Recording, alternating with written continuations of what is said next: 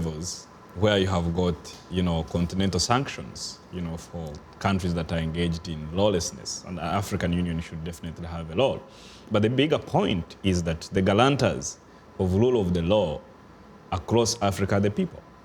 So if institutions that don't have people at the center cannot survive the storms, and Africans, by the way, cannot expect external forces, or what you call, exogenous forces, to be the ones to come and transform their countries, or their own neighbors to transform their own countries. It is the citizenship or the citizenry of those countries that must be able to organize, that must be able to participate, that must be able to access information, that must be able to hold their own leaders accountable. And this brings me to really this point of leadership.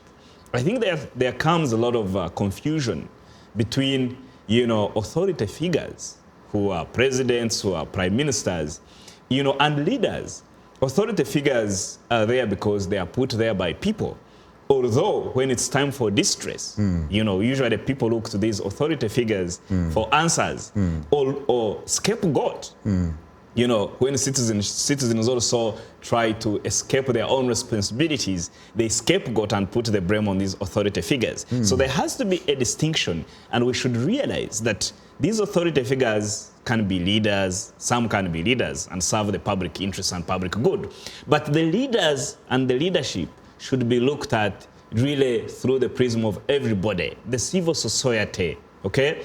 The churches, the traditional leaders, and all segments of the society, the teachers, the fathers, the husbands, the local leaders, the local chairpersons in their own communities are all leaders who every day should wake up and do something important that feeds into the greater goal of the country, into the greater goal of the continent. And this is where I also have challenges with this African Union Agenda 23.